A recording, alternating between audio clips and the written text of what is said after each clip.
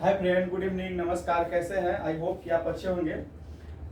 आपके सामने आज फिर से एक टॉपिक लेकर आया हूं। वह आज है जो टॉपिक होगा वह प्रौद्योगिक विज्ञान से होगा, जिसमें हम लोग आज चर्चा करेंगे सैटेलाइट क्या कहते हैं चंद्रयान 3 पर। और उससे पहले हम लोग चर्चा करेंगे कि ये जो उपग्रह को कौन कौन कक्षा में विस्थापित किया जाता है और कौन कक्षा के कितनी दूरी होती है पृथ्वी से, और उपग्रह को और उपग्रह को क्यों दक्षिणी भाग से लॉन्च किया जाता है। तो इन सभी के बारे में आज विस्तार से चर्चा करेंगे। तो चलिए शुरू करते, बिना देरी करते हुए सेशन को शुरू करते। चलिए स्टार्ट करते हैं। क्योंकि हमारे भारत के लिए आज क्या है, गौरव सबसे गौरवान्वित दिन है। क्योंकि आज हमें गर्व महसूस होता है कि हमारा भारत आज ऐसे मिशन को लॉन्च किया है जो अगर सक्सेस हो गया तो विश्व का पहला मिशन होगा। यानी ध्रुवीय क्षेत्र पर उतरने वाला वो पहला मिशन होगा जो रोवर मिशन होगा।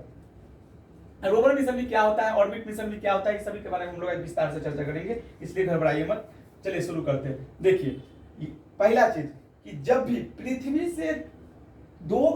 से 2000 किलोमीटर तक अगर कोई भी उपग्रह को विस्थापित किया जाता है उसे हम क्या कहते हैं, निम्न भूतुल्य कक्षा।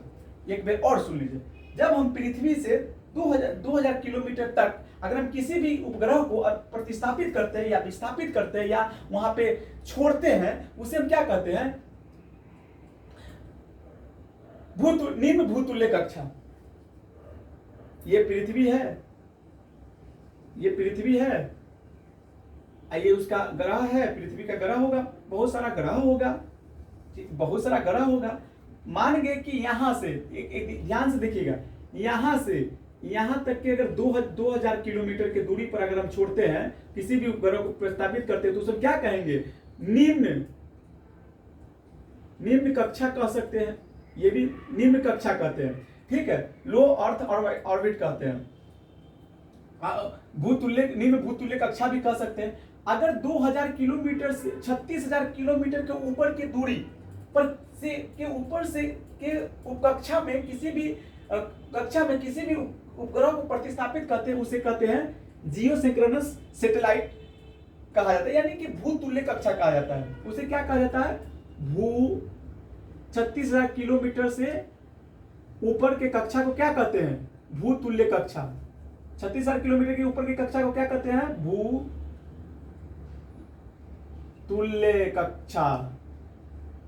कक्षा कहते हैं, ठीक। यानी पृथ्वी से अगर मान लीजिए पृथ्वी है, पृथ्वी से अगर 2000 किलोमीटर तक की भी में अगर किसी भी हम उपग्रह को प्रतिस्थापित करते हैं तो उसे हम निम्न कक्षा कहते हैं या निम्न भूतुल्य कक्षा कहते हैं। या और 36,000 किलोमीटर की दूरी के ऊपर 36,000 किलोमीटर से ऊपर की दूरी पर अगर किसी भी उपग्रह को प्रतिस्थापित करते हैं उसे हम भूतुल्य कक्षा कहते हैं, ठीक है।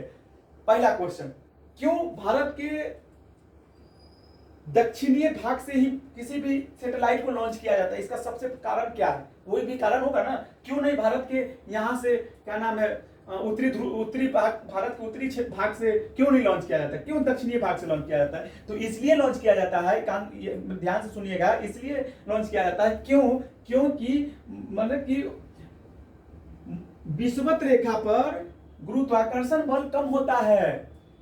इस कारण से रॉकेट को ऊपर उठने में ज्यादा प्रणोदक का जरूरत नहीं पड़ता, यानी ज्यादा फ्यूल की आवश्यकता नहीं और ताकत लगाने की आवश्यकता नहीं होती है। अगर हम उत्तरी ध्रुव में अगर हम किसी भी उपग्रह को लॉन्च करें तो वहां पर क्या होगा कि वहां पे हमें हेवी मशीन बनाना होगा, हेवी रॉकेट बनाना होगा, तभी हम उपग्रह को हम ऊपर भेज सकते हैं।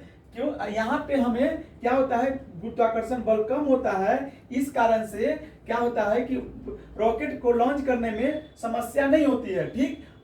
कोई भी रॉकेट पृथ्वी के वायुमंडल से पृथ्वी पर जो वायुमंडल है उसके पार कब करती है, जब उसका स्पीड पलायन वेग होता है। पलायन वेग पढ़े होइएगा, पलायन वेग क्या होता है, पलायन वेग बराबर कितना होता है, 11.2 किलोमीटर प्रति सेकेंड।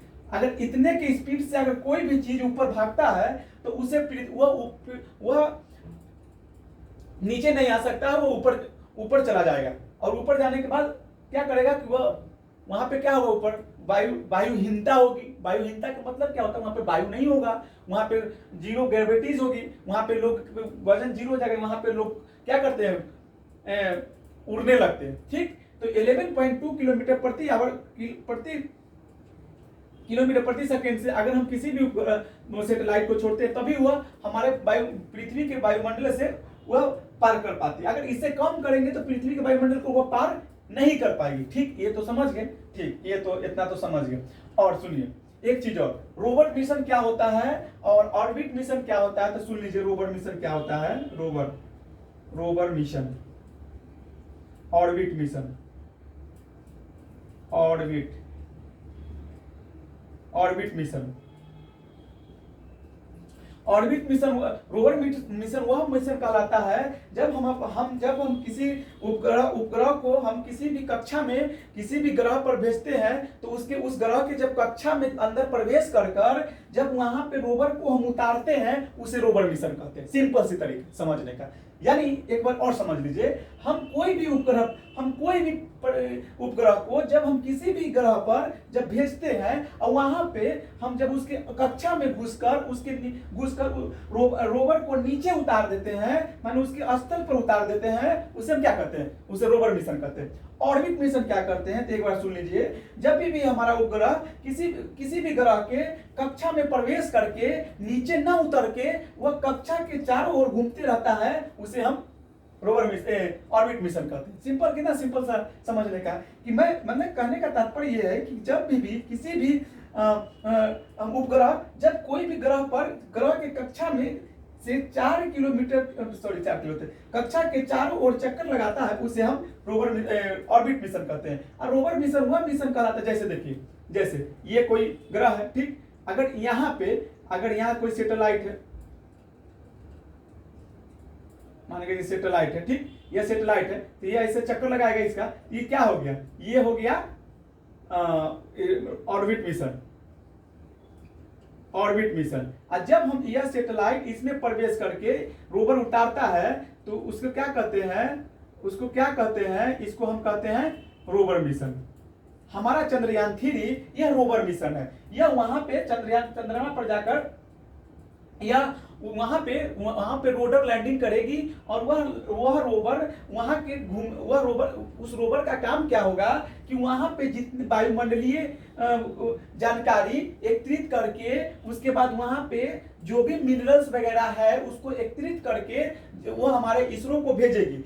वहां यह पता लगाएगी इसरो में कि वहां पे दक्षिण ध्रुव पर क्या पानी है, क्या वायु है, क्या वहां पे लोगों को रखा जा सकता है, ये सब के बारे में जानकारी वो हमें एकत्रित करके घूम कर देगी, माने कि कक्षा में घूम कर देगी। पिछले बार जो हमारे जो चंद्रयान 2 जो था, वह रोवर लैंडिंग भी था, वहां पे जो सक्सेस होने से थोड़ा असफल हो गया। उसका कारण क्या था, जो रोवर उतरा था ना, वो खड्डा में उतर गया कि रोवर पलट गया, तो वहां पे तो कोई आदमी नहीं है कि जाकर उसको फिर से उठा देगा, ऐसा तो नहीं है। उसी प्रकार इसलिए वो असफल हुआ, और उसी को मद्देनजर रखते हुए ये भी ऑर्बिट मिशन है। और यह मिशन अगर एक बार और यह मिशन अगर सक्सेस हो गया, तो विश्व का भारत पहला ऐसा देश बन जाएगा जो दक्षिणी ध्रुव पर रोवर को उतारने वाला देश मिशन होगा।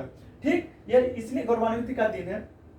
और सुन लीजिए, ये हो गया, उसके बाद कक्षा हो गया, ऑर्बिट हो गया, समझ गए, प्लायन वेव हो गया, रोवर हो गया, ऑर्बिट हो गया। ठीक, और क्या इसका काम क्या होगा, आज जो चंद्रयान 3 जो छूटा का उपग्रह को जो लॉन्च किया गया, इसका काम क्या होगा, वहां के जितने भी संसाधन संपदा है, यानी कि मिनरल्स वगैरह है, कौन कौन मिनरल्स है वहां पे, उसके बारे में जानकारी एकत्रित करके वो हमारे इसरो को भेजेगी।